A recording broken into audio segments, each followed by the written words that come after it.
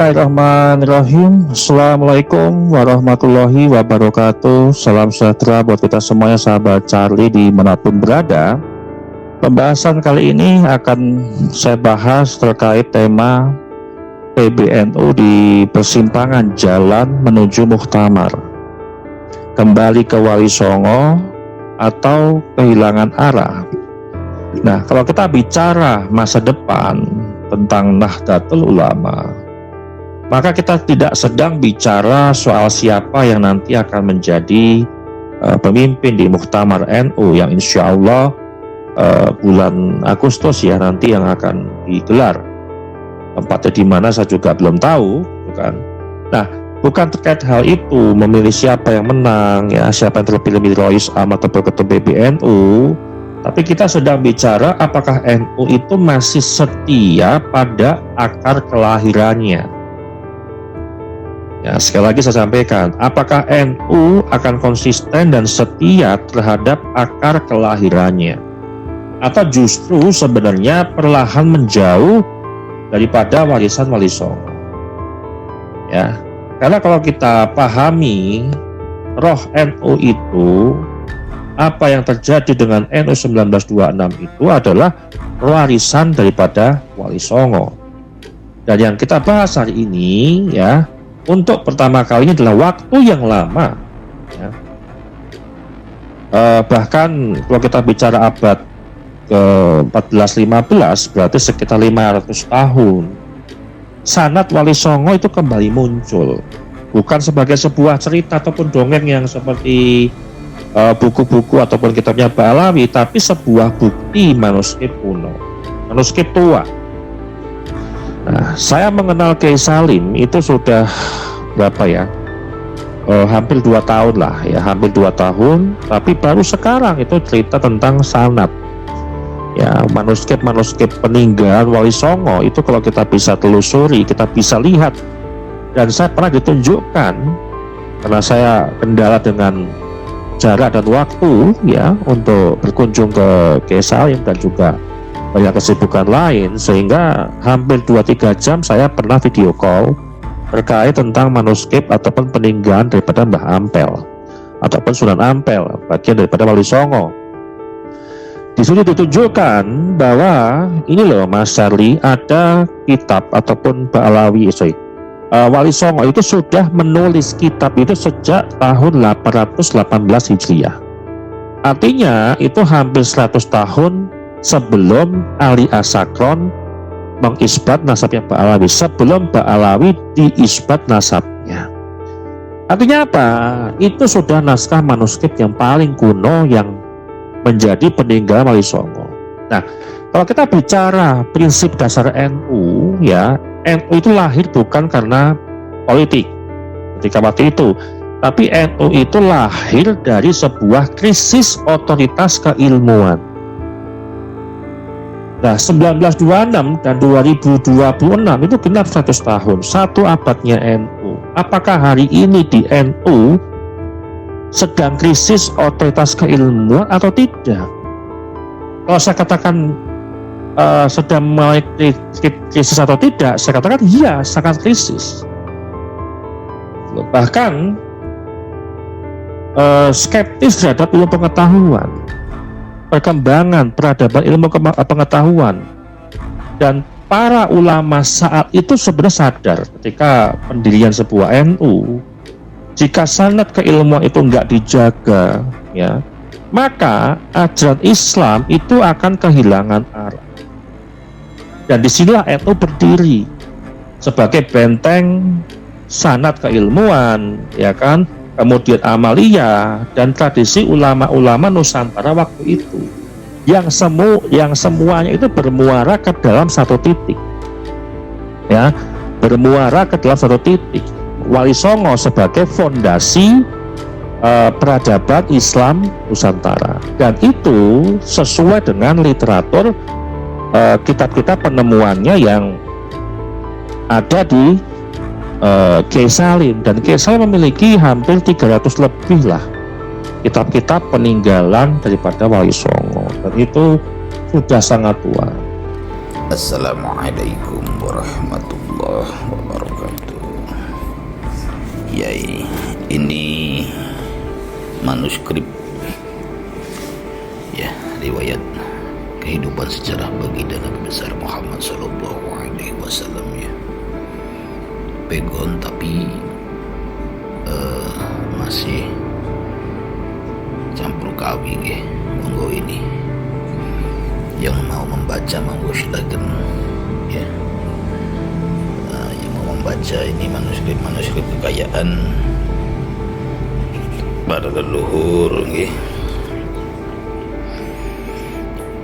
Nah, ini subhanallah, ini khusus sejarah baginda Nabi besar Muhammad sallallahu alaihi wasallam serta para sahabatnya.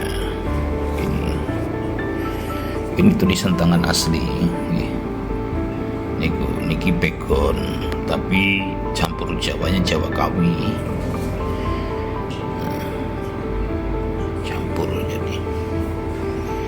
Jadi sangat tebal sekali ya. Ini saya tunjukkan, kemarin katanya tidak dibuka, suruh dibuka, ini udah, itu silahkan baca gitu. Ini manuskrip asli riwayat baginda Nabi besar Muhammad Sallallahu Alaihi Wasallam, tulisan tangan tinggalan para leluhur. Tebal ini ada 250 halaman. Ini sangat tebal sekali.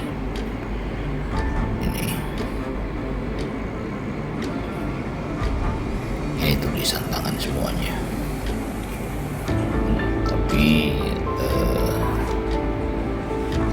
ada juga yang sudah raket ya ini.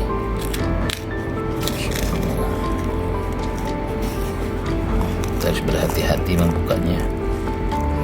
Nah, masalah besar hari ini yang dihadapi NU, kalau kita mau jujur, masalah besar NU itu bukan sekedar sebuah ribut-ribut organisasi tambang gitu ya, tapi masalahnya adalah krisis arah sanad.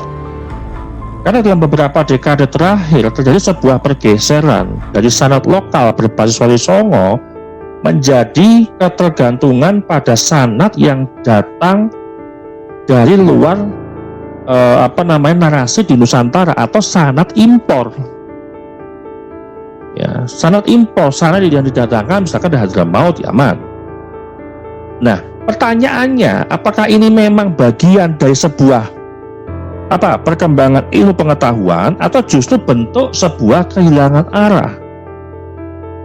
Nah, kalau kita bicara temuan manuskrip yang ada di Kiai Salim, ya, yang setelah hampir 100 tahun lebih, ya kalau kita bicara NU 100 tahun lah ya, baru dilihat hari ini, ya, dengan kunjungan Kiai Imad Bagus Mogi ke Kiai Salim, itu jelas temuan ratusan manuskrip jalur daripada Sunan Ampel, yang menunjukkan contoh yang kemarin disampaikan adalah tahlil dan yasin, ya, yang sudah ada sejak abad 15 sampai 16 Masehi. Berarti hitungannya abad ke-8, ya, abad 8 9 Hijriyah lah kalau kita bicara itu. Kemudian ditransmisikan langsung dari jalur Wali Songo yang ngajarin susunan bacaan tahlil pertama kali ya Wali Songo, bukan Abdullah Al-Haddad. Itu kan klaim yang datang belakangan. 1470-an ketika Mbah Sunan Ampel masih hidup, ini adalah juga bukti sejaman di mana Mbah Sunan Ampel adalah sosok historis yang dapat dibuktikan selain oleh tulisan dari cucunya tadi Pangeran Arif bin Sunan Derajat bin Sunan Ampel, juga menurut pakar manuskrip Nusantara Gus Bian, ini adalah tulisan tangan asli dari Sunan Ampel, walaupun secara firasat dari cucunya ini tulisan daripada santrinya, karena tulisan setrumannya beda. Saya berpikir gini, karena Mbah Ampel itu kan belum lama ke Nusantara, masuk bisa bahasa. Seluruh karya Sunan Ampel dan sebagainya dan Yasin Al-Maidah dari Yasin Asmaul Husna ayat 15 dan Tahdim yang bersama sampai ke Sunan Ampel dan kepada Bunda Sunan Ampel Surabaya dan seluruh kitab-kitab karya beliau dari keilmuan baik tauhid, baik fikih, baik tasawuf dan lainnya kepada dia. Saya terima dan saya mengucapkan terima kasih dari segala kasih sayang Kiai sehingga bisa mengijazahkan sanad Mbah Sunan Ampel pada saya. Kalau misalnya mau dikompar, yuk ada nggak manuskrip yang menyatakan bahwasanya tahlilan itu berasal dari Abdul Al-Haddad? Kita adu manuskrip aja, adu data. Justru jauh sebelum Abdul Al-Haddad itu ada. Jauh sebelum Abdul Al-Haddad itu diklaim oleh pihak Ba'alawi kalau tahlilan itu yang menuliskan pertama kali itu adalah Abdul Al-Haddad. Padahal Wali Songo ya melalui Sunan Ampel lah yang pertama kali menyusun tahlil. Ini bukan sebuah bukan sebuah temuan baru, bukan sekedar hanya temuan-temuan riset gitu kan, tapi ini adalah restart sejarah, reset lagi itu sejarah kita tentang tahlil. Dan pertarungan narasi yang sekarang kita masuk kepada sebuah inti konflik, ini bukan soal kitab ataupun manuskrip, ini soal otoritas keilmuan. Siapa yang memiliki sebuah otoritas keilmuan tentang penyusunan doa-doa tahlil? Karena dalam dunia Islam teman-teman, siapa yang menguasai sanad itu dia yang menguasai sebuah legitimasi. Dan hari ini ada dua arus besar yang harus kita pahami. Yang pertama adalah sanad berbasis Wali Songo, baik lokal, historis dan manuskrip. Yang kedua adalah sanad impor berbasis klaim global, narasi dominan, hanya menggunakan narasi ini diklaim ya tanpa sebuah verifikasi, tanpa menyebut siapa yang benar. Nah, publik ini sekarang mulai bertanya, loh, selama ini kita berada di jalur yang mana?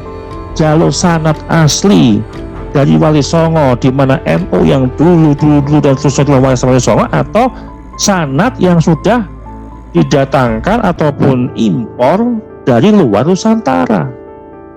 Nah, kalau kita melihat bagaimana titik kritisnya nanti untuk Muktamar NU yang menjadi perhatian para semua ataupun seluruh Nahdliyin, Muktamar NU yang menjadi basis penentuan lah arah NU itu kemana, perjuangan NU ke depan apakah masih sama dengan perjuangan atau nilai-nilai perjuangan 1926 yang didirikan oleh Mbah Hasyim, gitu kan?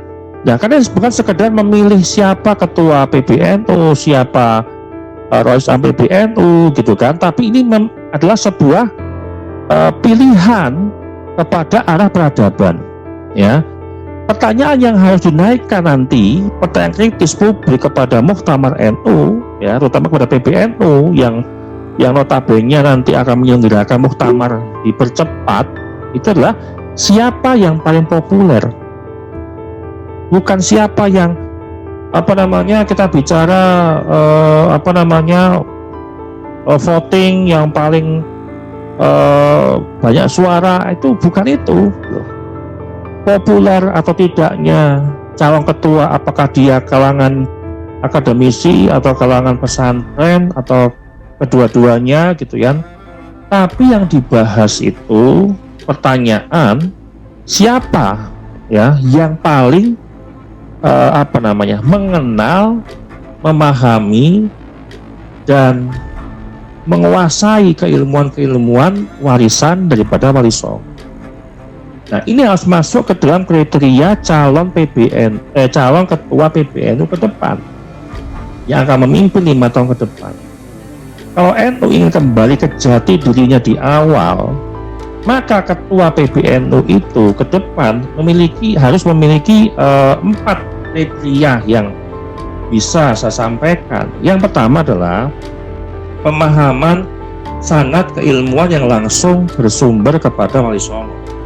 Ya, pemahaman sanad historis, bukan sekedar hafal kitab saja, bukan sekedar hafal era-era PBNU, bukan hanya paham terkait pendiri NU, ya, bukan hanya itu saja, ya, tapi harus paham jalur transmisi keilmuan yang diberikan, ya, dari Wali Songo sampai hari ini, atau menelusuri jalur transmisi keilmuan ke atas sampai dengan Wali Songo.